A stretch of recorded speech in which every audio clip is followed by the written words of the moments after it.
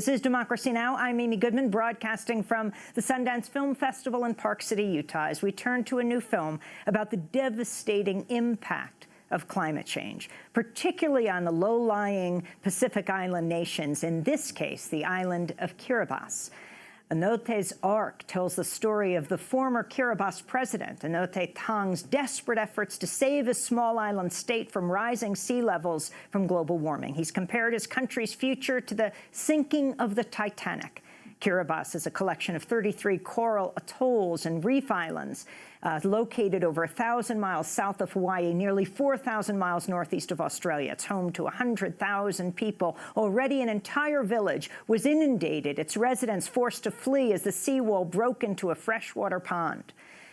President Tong predicts his country will become uninhabitable in 30 to 60 years as rising tides displace more and more people, wash away infrastructure, degrade fragile coral reefs, and disrupt the remote island's food supply. As president of Kiribati, Tong promoted a policy of migration with dignity, encouraging residents with employable skills to move abroad. His administration also took the precautionary step of purchasing 6,000 acres on the neighboring island of Fiji, in anticipation of the coming climate catastrophe. This is the trailer for Anote's Ark. Kiribati is in the center of the world. It's right there, bang in the middle of the Pacific Ocean. So far away, so isolated. We thought it would be immune from the tribulations of this world.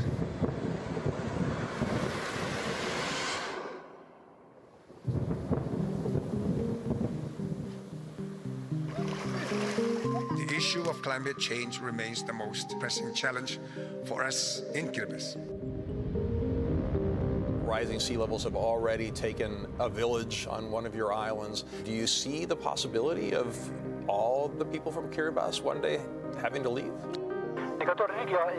75 people from Kiribati have been granted special visas to New Zealand.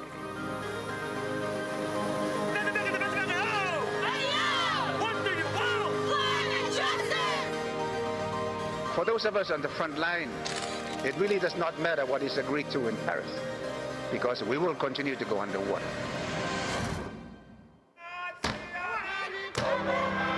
A nation on the brink of disappearing.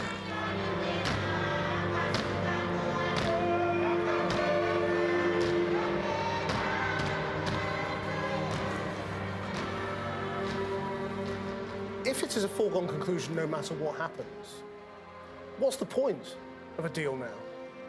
Well, what's the point? Well, we need to survive. What is going to happen to us is going to be the fate of the rest who will follow.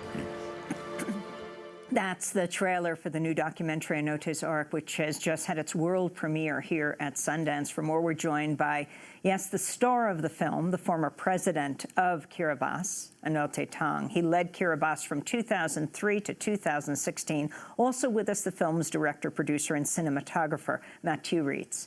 We welcome you both to Democracy Now! President Tong, let's begin with you. What does your island face? And place it for us.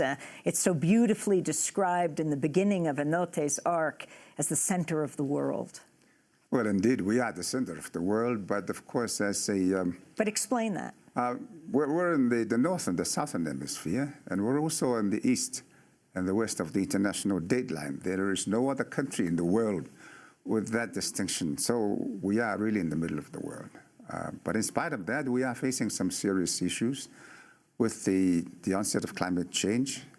I must make it clear that it's not an event that happens in one go. It's not a sudden event, but a very slow onset event. We read the science, we read the projections of the Intergovernmental Panel on Climate Change, and saying that within the century there would be a rise in sea level of up as much as 1 meter. Okay, our islands are barely 2 meters above sea level on average.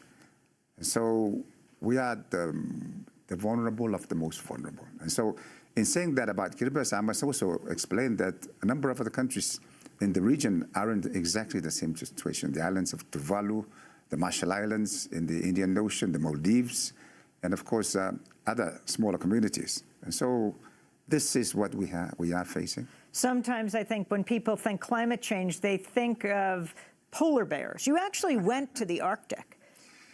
Yeah, I remember reading an article in the National Geographic during the early stages of my advocacy, and I saw the concern that was being expressed about the future of the polar bears due to the melting of the ice. But there was never any reference to people in our part of the world and what would happen to our habitat as a consequence of climate change. And of course, I did have the opportunity to visit the Arctic, and I saw a polar bear. And of course, we share the same fate as the polar bear. Matthew Reitz, why did you choose to make this film and call it Anote's Ark? So I went to Kiribati in 2014 as a photojournalist documenting the global issue of the rise of the sea level, and I met with President Tong.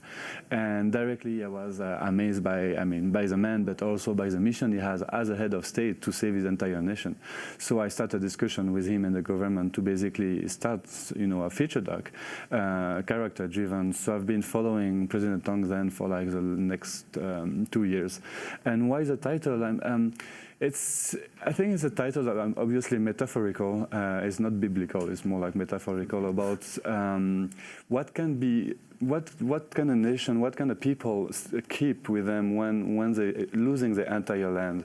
So that's a very concern I had for this movie, and I think it's a global and universal story. I mean, it's going to happen globally, and people with climate change are going to lose their land massively.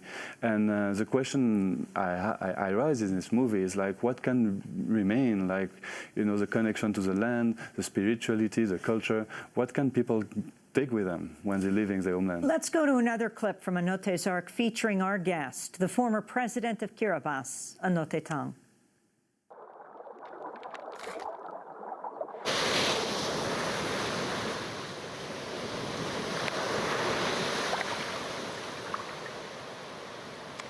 Our islands will be gone. And so if we cannot build resilience, we cannot build the islands or find somewhere else to live, we have to go somewhere else. Whether this is a good thing or not, but the reality will be, if we leave Kiribati, then our ability to retain our culture as being distinct, our tradition as being distinct, will no longer be very easy. That is the former president of Kiribati. And for those of you who are wondering, Kiribati is actually, well, it's spelled, one might say Kiribati, but pronounced Kiribati. Anote Tong, the former president from 2003 to 16, as well as Matthew Reitz, who is the director of Anote's Ark. We don't have much time, and I don't mean that in the sense of the clock is ticking here on planet Earth. But if you can talk about what you're seeing in Kiribati, and what your unusual response has been, buying land in nearby Fiji so that the people of Kiribati can move. Well, the challenge is something that really has escaped much of the focus of the international attention. And that was my concern when I started speaking at the United Nations General Assembly in 2004. The focus was on terrorism, it was on the usual economic development issues. And nobody was talking about what was coming, which I'd read from the reports of the Intergovernmental Panel on Climate Change. And so what they were projecting is quite serious for us. Nobody else at that level, at that high political level, was too concerned about it. And so I had to keep pushing to get some focus of attention to that. Because I could see that given the projected rise in sea level of about 1 meter, really is serious for us. Maybe not serious for countries with mountains, but we don't have mountains. And so we had to, for me, it was a rush to try and get an urgent attention, a focus of attention on the situation that we would be facing in the future. In terms of what we are experiencing, over the years, we've been experiencing storms, very minor storms, because we're outside of the cyclone belt. But the tides and what have you, and over the years, as you mentioned in your opening statement, there's a village which I used to visit as a small child, and it's no longer there. What is left of that village is a church sitting in the middle of the ocean, the sea, when the tide comes in. the village has relocated. President Tong, you're here in the United States where the President of the United States, President Trump, has called climate change a Chinese hoax. Your response to him, and what message do you have, president to president? Well, I think it's, I don't know. I'm reading the science which is coming forward. I have no other information to indicate otherwise. And so for me, when it's a matter of survival for our people, especially the future generation, even a remote possibility, even a 5% possibility that it is not a hoax, I think has got to be taken seriously. I think it's important. It's too important to speculate that it may or may not happen. If it, as I say, if there is a 5% possibility that it might happen, then we should begin to take measures from now, because we understand how vulnerable we are. And I think given what's coming forward, the knowledge that is coming forward on the science of climate change, we know what's causing it. We think we know what's causing it. It's being denied by, no doubt, the interests which I believe are being threatened by all of this. But here we are. And I've often been in discussions with other leaders who argue before leading up to the Paris Agreement, they argue that a 2-degree rise in temperature was too the limitation, it would be too damaging for their economy. We are going to have to leave it there. 5 seconds, final thought. Okay, and but for us, it's a matter of survival. A matter of survival. Anote Tong, former president of Kiribati, and Matthew Reitz, director of Notes Arc. And this note, the 2018 Oscar nominations have just been announced. Among the top nominees, 3 billboards outside Ebbing, Missouri, The Shape of Water, Dunkirk, and Mudbound. The nominees for Best Documentary, Abacus, Small Enough to Jail, which tells the story of the only U.S. bank prosecuted in relation to the 2008 financial crisis. Faces, Places by French documentary filmmaker Agnès Varda Jr., Icarus, as well as Last Men in Aleppo and Strawn Island, which recounts the murder of the director's brother and the judicial system that allowed his killer to go free. I'm Amy Goodman. This is Democracy Now!, broadcasting from Park City, Utah.